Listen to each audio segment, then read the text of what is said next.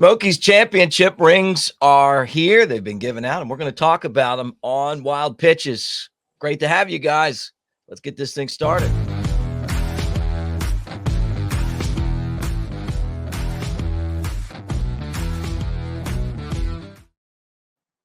What do you say, guys? With Aris, Theo Philopoulos, I'm Mick Gillespie, and we got the rings, dude. We got the rings. We got them right here. Boom. So much to talk about with these championship rings. Check that out, huh? Yeah, it So looks shiny. beautiful, man. Look, really does. They did a fantastic job. Let's just kind of get into this thing. We obviously the Smokies won the championship for the first time in 45 years, and um, when you haven't won in a long time, and you want to have a great ring, right? Because everybody else has had probably two or three since the Smokies, which was actually the Knox Sox back in '78 when they won last.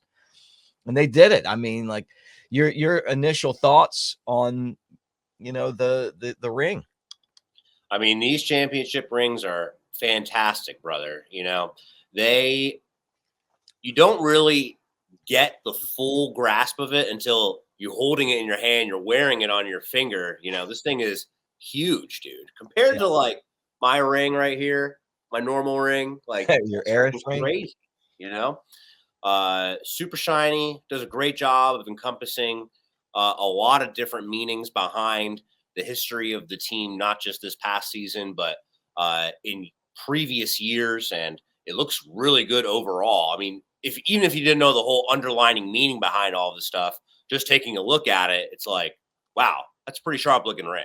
Yeah, it is. It is. I noticed that I was looking at yours and I'm looking at mine, and I'm like, you know what? I'm missing some diamonds on the bottom of mine. So I got to send it back. But we're going to go through all the meanings of it. I wonder if those are the two championships that we lost in 09 and 2010 that broke my heart, right? That's got to be it. See, that is so interesting. Look at the meaning behind it all right there. Yeah. Could be, right? They're the missing rocks here. Although we're going to go through like there's a lot of meaning in the way that they put all this together. But we all got a chance to a group of us, Randy and Jenny Boyd, Chris Allen and Tim Volk and Jeremy Bowler, you, Aris, and me all went to Arizona last week. And we got a chance to present the rings to the team, to the players. And, we go into this, there's the room right there, kind of a theater style room, and everybody's in there. And we got to bring everybody down to get their ring. What I thought was cool right off the bat, I'll tell you this. So I walk in and I see Desi Wilson, one of our former hitting coaches, right? And I see former manager Mark Johnson, and I see Tommy Byers, another former hitting coach. And I see Buddy Bailey, who's one of our former managers. Yeah. And it's like, it was like, man, that like they were there because they were part of this, like this 45 years, still with the organization and excited about us winning. Yeah, you're absolutely right. You can't take away those years. It's not like those years didn't exist. And every single one of those years had to happen to get to where we are today.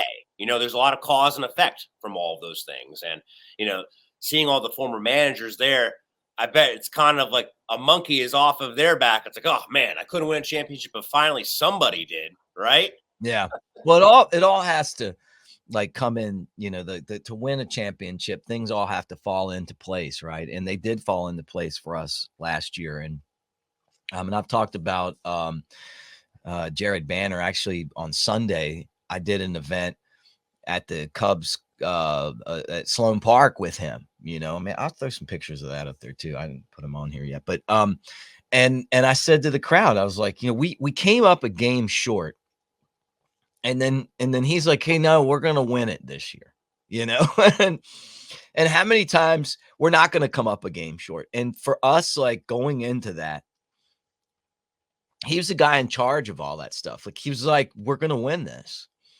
and made it happen. Made sure that we had the pieces that we needed. You know what I'm saying? Made sure that we were like stacked going into the postseason. And teams have done that to us all these years. But to end up 2022, like 2 games to win, we would have won at home. And then to come up short, it was like, man, maybe we're really like jinxed here. You know, we had the Chokies nickname. Do you remember that? Well, finally, it feels great to actually have the cards are in your favor rather than getting them taken away from you at the last moment to help out other teams, in our affiliation, whether it be, down in South Bend, getting set up to AAA, whatever it is. So it felt nice to have these, that cavalcade, that brigade of youngsters come in and really just launch us over that wall that we couldn't climb over. Yeah. And in dominant fashion, didn't lose a game in the whole postseason. I mean, how many times can you say that? No, I loved it. I loved it. Here's I'm just gonna throw that up. That was the instead of putting it out, but that was from the event on Sunday. Jared and I and we were just in there talking about like different stuff in the organization and great players, and we have a lot of great players. I mean, we had them on our team, like Matt Shaw, who's had a great spring training, will probably be with the Smokies at the beginning of the year. Cade Horton, who pitched 2 games in the postseason and won them both, the clincher and the opening game. And he's probably going to start an extended spring. I think they're going to really try to slow him down just because he's such a highly rated prospect. They just don't want to get him hurt. I don't know. I think he could be in the big leagues sooner than later, but I think eventually he'll pitch with the Smokies at some point. And Owen Casey, who's had a big year. You guys put together, and we talked about this before, one of the coolest things is that pennant that you're giving away at the beginning of the season. That's like all the players that were in the lineup the last game, and you got all their faces on there. That thing's cool.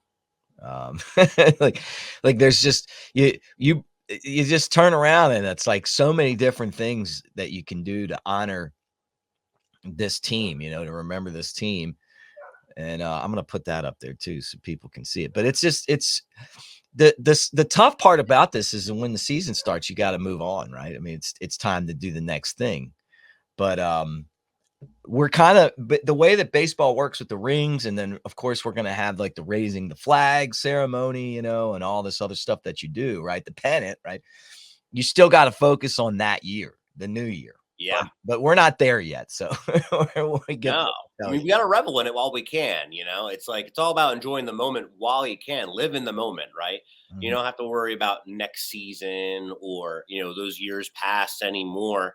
Let's enjoy it. And, one of the big things, I guess you could say the final thing that we could do to celebrate is finally getting these championship rings and provide them to the players. And it was so fun. We played a little 3-minute highlight video of some great plays from the year, and showed some couple faces of all the players that played on the team throughout the season, whether it was like Luis Verdugo and Ben Brown early in the year, all the way throughout the end of the season to like Matt Shaw and Moises Ballesteros, and having all of those people in that one auditorium, and they're all clapping and celebrating for each other, getting everyone riled up about this and that. It was so much fun, and it was a lot of camaraderie built together. And all the players, you're going to see some videos on our social media platforms next week, this upcoming week.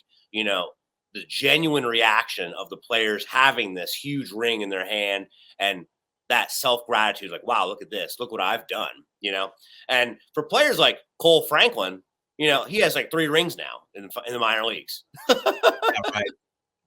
Yeah. How about that? And someone like these guys have had a lot of success,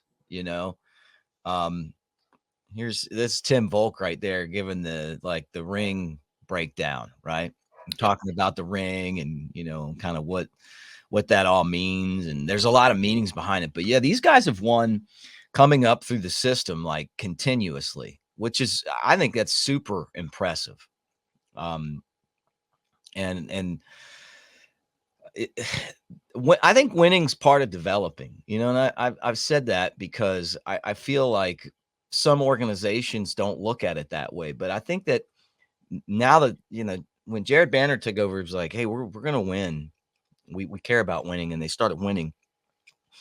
I don't know how you get to the big leagues and just decide that you want to start winning. And we went through some years where, like, I don't feel like winning was really a priority for anybody in the minor leagues. And it always baffled me. And I'm like, how can you not want to win? How can you not be motivated to win every time you put your uniform on and go out on the field, right? And I know there's a development aspect of things too. You're going to try to do it with young guys that you're paying, that you drafted high, that are going to be learning. But if the ultimate goal isn't to win a championship, because isn't that what the ultimate goal is in the big leagues, is to win a championship? And there's things that you do during the course of a season that if you're trying to win, it's different than trying to pad your stats. It's a cultural thing. It's true. It's true. And I know that we've talked about it before, where how interesting it is just seeing the dynamics between the different teams and how they operate their affiliates, their minor league clubs. I found it interesting how, we played the Pensacola Blue Wahoos back-to-back years in the championship, right? And I was taking a look at some stats, and Walker Powell, one of our starting pitchers this season, played the entire year for the Smokies. He led the league in wins with 11 wins, right? But you know what he didn't have? He never went past 5 innings pitched in a game. Yeah, right. And let him. In the entire league, there was 4 complete games by a pitcher. And what team had all 4 of those complete games? The Pensacola Blue Wahoos. Mm-hmm. They had dudes go out there and they pitched and they shoved the whole game. Yeah, right. They got those. Yeah. It's so different how it is. Yeah, it's from organization to organization. When we got into the auditorium, it was cool. Kevin Graber, who was the manager at the end of the year for the Smokies, did a fantastic job. Great guy. Came on and he spoke and he talked about how when you win a championship, you're tied together. And he's right. I mean, like, you're always going to remember those people that are there. And he talked about how important that, the companionship of that team was, and how they're always going to, how they wanted to win and how they cared about each other. And it was a special season, right? And then Randy Boyd got up and spoke. We played a video. I talked to the guys, and then we gave the rings out. And it was like, it was just like it was just such a fun day, man. Like, you were getting a little choked up. You were getting a little choked up there. Yeah. That's me giving Ben Brown shaking his hand with Tim Volk up there, and Cade Horton right there. There's Randy and Jenny and KG with the rings. There's me and Randy, me and KG. But yeah, it was great, man. Like, just kind of having that opportunity. I was just like, my thought process was, first off, it was just still hard to believe, like, I watch the video and I'm listening to our highlights and I'm just like, man, I still can't believe it. I've put so many years into this, and you never know. Like, the one thing you can't control in your career is the success that happens on the field. And, I've been there for all of the tough losses, but to be there for the great wins, they really have been far and few between, when it comes to winning championships, and so to finally get that Chokies label off of us, and to get, to give that to our fans and our community, that's what I wanted to kind of convey to those guys. And then I thought that they were going to be, no matter where they ended up, that there were a lot of really special players in that room. And I thought that, there's going to be some World Series champions there. That's what I said to him. And then next thing I know, we're giving rings out, so, so there we were doing that. What you were doing a lot of, like, filming and stuff. I'm sure you've got some amazing video. Oh yeah, you should be on the lookout for our social media here, where we took a tour of the whole complex with Norbs. He is one of the representatives with the Cubs, so we got some behind the scenes shots of in the locker room, in the batting cages. It's gonna be super neat. Be on the lookout for that. KG, we had him mic'd up for a bit, and he talked about all the fun times that he had in Tennessee and what he's doing now with the team. Obviously, he's not our manager, but he while we were there, he was working on base running and fielding aspects, and a lot of fun stuff that's on tap. Mick was down there. He interviewed a couple of the players. We got down onto the field for one of the games. I got some great shots in the dugout down there. Be on the lookout for all that. A lot of great stuff coming to you from our tour of Mesa. It was so much fun, and it gets you excited for this upcoming season of Yeah, baseball. yeah, it certainly does. Well, let's get into the ring. Let's kind of go through all of the stuff that's in the ring. We got our rings on right now. Have people well, first off, when you guys did the ring, um, we'll just say ceremony at Smoke Yeah. Stadium. I wasn't there, but I saw a lot of the social media pictures, and it made me excited to see everyone else excited. What was that? Oh, yeah. What So was that we like? gave away our front office staff rings just 2 days ago, and we had a nice little lunch in the Garza Law Terrace, one of the nicest places to catch a game of baseball at Smoky Stadium. And everybody was there, and a big round of applause at the conclusion, pass out the rings, just people seeing them on their fingers. And yeah, it was a lot of social media of taking photos with the rings and group shots with the rings. I did that with my staff as well. And, comparing how big the rings are with other people. Lindsay Coward, our creative services manager here, she's a short little lady, and her ring is like half the size of like the big ticket, like Brett Adams' ring. That thing is huge compared to her. Something that's a little bit like unique with my ring compared to others is obviously my last name is 14 letters long. And so fitting Theophanopoulos on this ring looks a lot different compared to fitting like Gillespie on that ring, Yeah, or right. You like said that. Bill Oaf, like just 3 letters on that thing. So a lot different compared to that. So super fun, and building a lot of camaraderie when it came to it, and finally celebrating, and it comes in a nice little display box, so some people are going to have that ring at their desk, at their cubicle, whatever it is, and others are going to take it home and just revel in it. So Yeah. Yeah, I've gotta send mine in, you know that, I told you, 'cause I'm missing some the time in. missing rings, it's symbolic. Yeah, but I just keep looking at it. They couldn't have done a better job, and it's gonna be fun to go through this. Now, I do wanna say this, maybe the other part of, and I don't know if I was gonna cry or anything, but it definitely was exciting, is opening day last year. You remember I had an emergency appendectomy, Yes. and, I was actually wearing the shirt because I wore it for, like, 3 days in the hospital. So I missed, like, the first week of the season, and it's the only time I've ever been in the hospital. It was pretty scary, because you just don't know. I mean, like, going through it, it's sounds a lot better now than it did at the time. And so to think that the season would end the way that it did when it began the way that it did was honestly, unexpected. What a You weird. had to make a sacrifice. You had to make a sacrifice, but I'm sure you're I going to gave up be my there, opinion. for our opening day this season, and it's going to be a fantastic time. You guys got to come out to opening day just because we're back, baseball and everything. But Mhm. this is our final opening day at Smoky Stadium, Oh, yeah. and this is our first game back after winning our first championship in 45 years. And we're going to be having our flag raising ceremony before the game, and this is a Burgess type flag where it has 2023 on it, Cubs blue, red, and white. And this is the flag is made from the same company that makes the flags at Wrigley Field. So it's super legit. It's going to be proudly displayed in our outfield every single game this season. And it's going to be carried on to the new ballpark downtown. That's cool. Yeah, it's awesome. All right, so here we go. Let's take a look at it. Top of the ring right here. Um, that's the top look.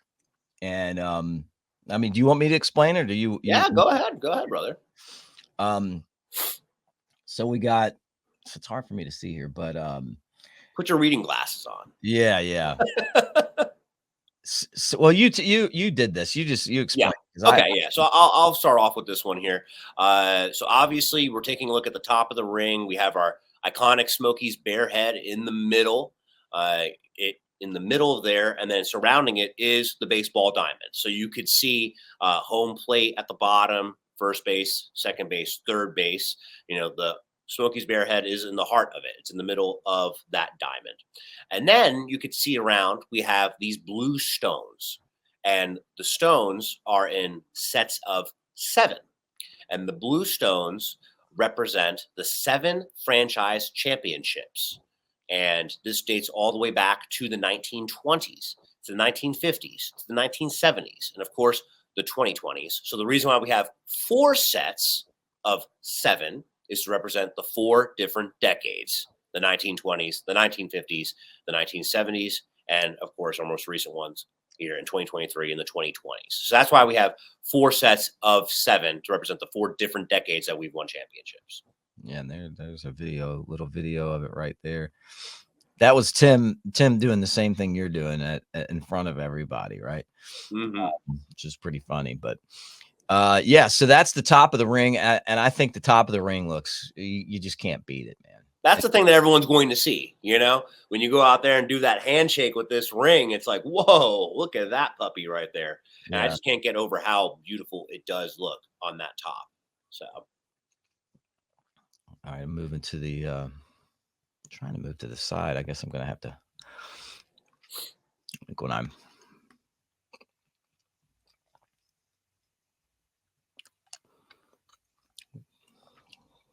put this back up in there again.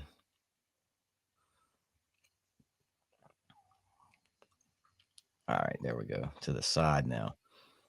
And you guys did a great job with the graphics. I love the graphics. How long did it take you to put the graphics together for this? it probably took me a whole day. So it was a lot of shooting and then a lot of rewording when it came to the little captions that we had there. So big shout out to Lindsay Coward on her work with it. So looks really good. I had an envisionment of what it would be, and then she just made it all a reality. So nice. All right, we'll pick it up from right there. All right, so we're working from the top of the ring, working down, and at the top of the ring here, as you can see at the top of this slide, there's 3 tiers of stones to make that ring taller, right? So each tier on the top of the ring represents the 3 previous names in the franchise's history. So that was the Knoxville Pioneers, the Knox Sox, and the Knoxville Blue Jays. So obviously you're working your way up to the top of the ring of the Pioneers, the Knox Sox, the Blue Jays, and then the top, which is the Tennessee Smokies. That's how the representation goes in over there. You like that little homage to the previous team name there, Mick? Yeah, I did. I mean, like, and I didn't know that. I knew about the team names and everything, but yeah, it was cool that they did that. I love the fact that Smoky Stadium's on there. I've got a lot of great memories in that ballpark. Yeah, of course, it's the first ever championship there. So. Yeah, and I mean, I saw a game there. I think the first season it was open. So, I'll see a game there the last season that it was open. It ages me a little bit, but I thought that was cool. To kind of have that. I've got nothing but great memories from Smoky Stadium, and I'm surprised that it's the only time that that we've won there. So and that stadium looks amazing on the ring. Like it looks incredible with the details on it. Like the photos don't do it justice. It's something that you have to see in person. It's incredible. Like the little lines in there representing like the different like railings on the roof of the stadium and all. It's amazing. It's amazing. So on this other side here, it features the player's name, of course. So this one is James Triantos's ring. And it features his position on the bottom, which is infielder. So like on Mick's ring, it says Gillespie, and on the bottom it says radio, because that's what department he's worked in, So with the players having their positions and their name on there, and of course the Cubs logo right there, our affiliation since 2007. And a nice little touch is the brick underlay under the Cubs logo, which is an ode to Wrigley Field and our affiliation. Very neat touch with that. And same thing, the details on it are fantastic. Just like on the stadium side, on the other side, the ring with the brick on this side is amazing. And at the top here, you can see it says Southern League. And on the other side, it says Champions. So that obviously is our title for the league, our affiliation with our league, Southern League. And then there are stones where there is a blue stone and a red stone on both sides of the ring. It has a dual meaning.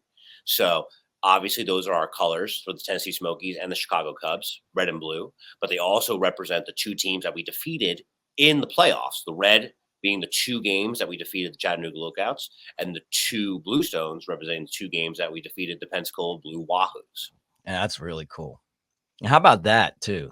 You know, like to knocking off the teams that you played. You know, let me go back here because there's the.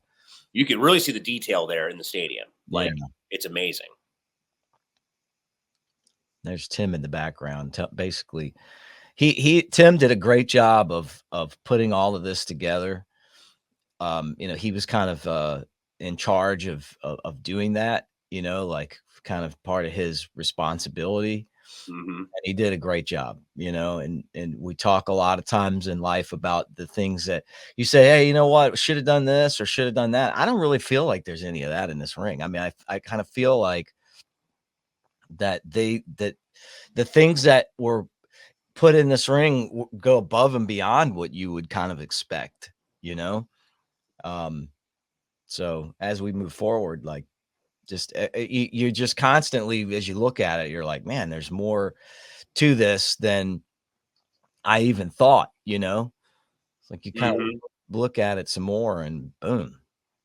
All right, so here's the underside, which is my favorite part of this ring. Yeah, definitely. So this one's kind of tough to tell when like you saw, like when Mick was showing the video there. It's a little tough to tell in the video because of shadows and darkness and everything like that. But there's a lot going on the inside of the ring too, you know? So at the bottom of the ring, on the inside of it, we have the W flag, which of course is a tribute to Chicago Cubs and winning. We did the definition of winning this past season, winning the championship. We raise the W flag here at the ballpark every time we win.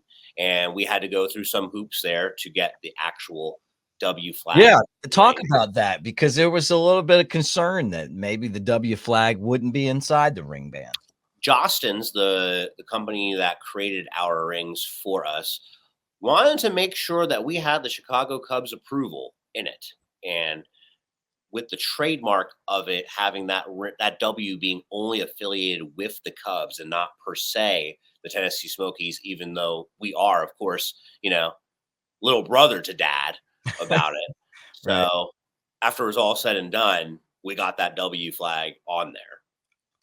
Then, of course, we have the actual post-game scores, the postseason scores, where we have the Chattanooga Lookouts and the Pensacola Blue Wahoos. You know, we outscored them 26-9, I believe, in the playoffs.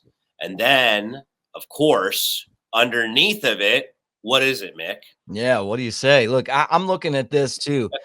Think about like how different the two series were. Chattanooga, they had good pitching. We got to their starters. I think we scored all 5 runs in the early innings in both of those games, and then their bullpen shut us down. Game 1 at Smoky Stadium, I know we scored all 3 runs early. They got their run really late. The same thing, you know, the Jaguar, Kevin Alcantara, with a 3-run homer in that game. We won 5-1, swept them away.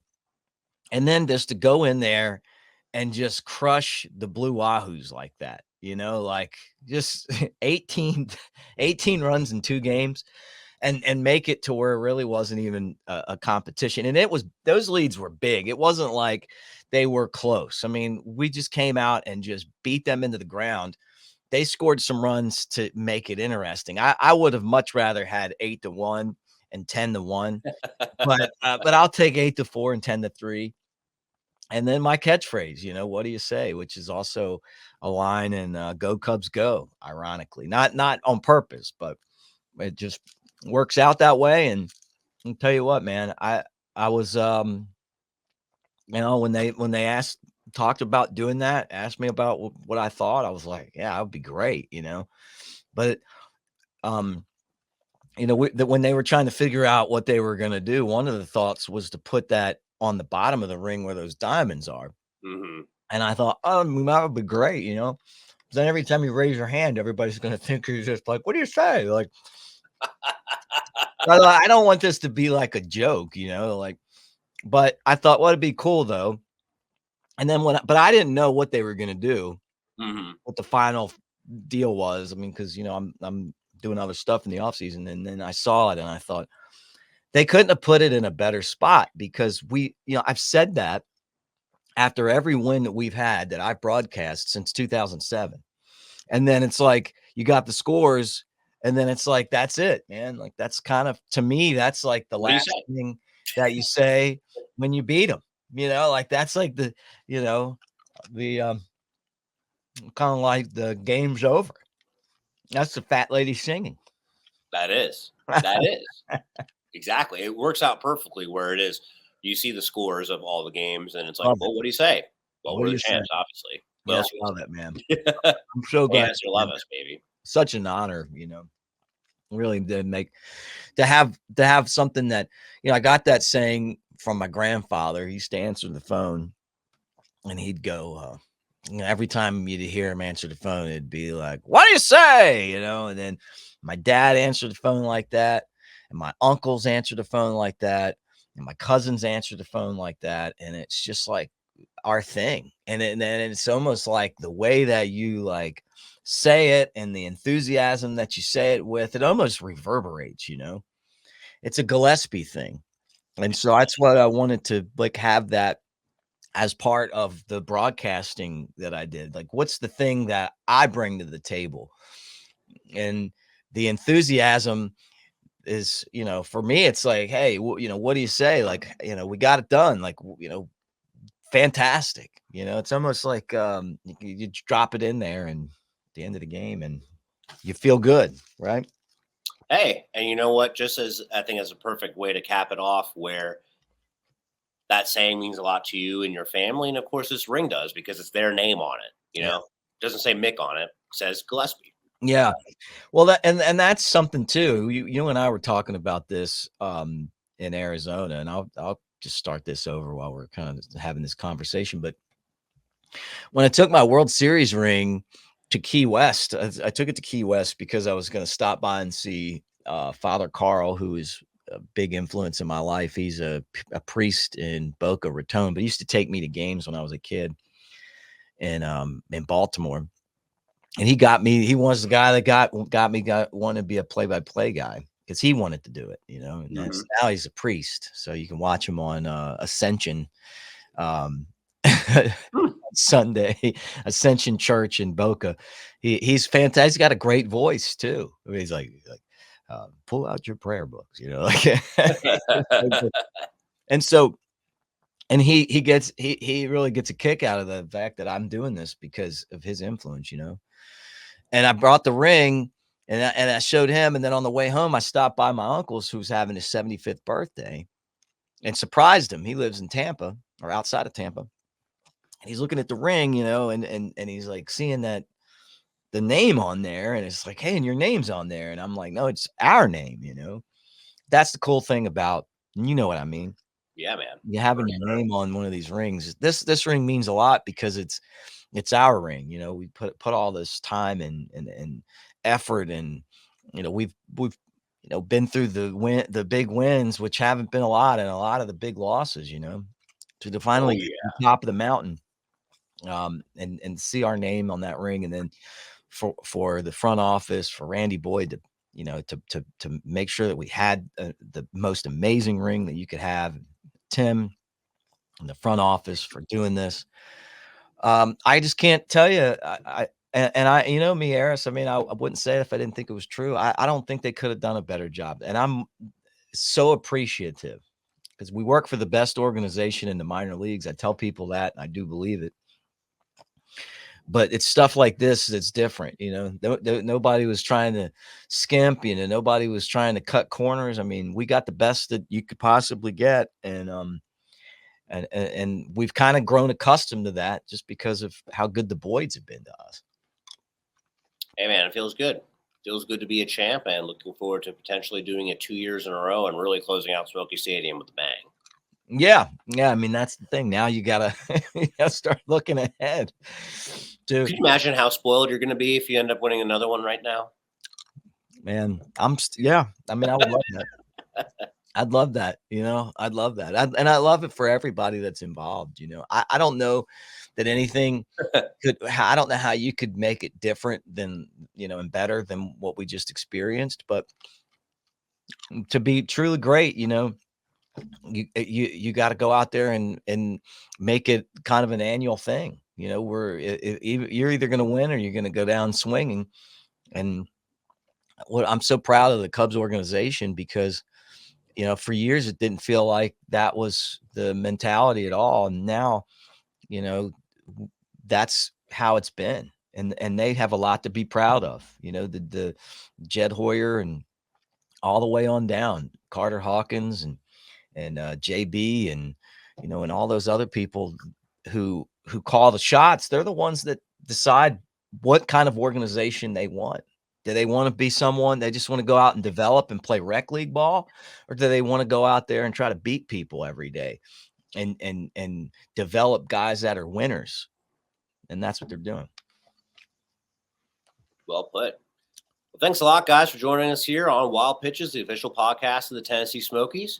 Be sure to subscribe to us on YouTube and, of course, on Spotify. And we'll be back next week with another great episode going over our promotional schedule and giving you our March Madness predictions. So be on the lookout for that one.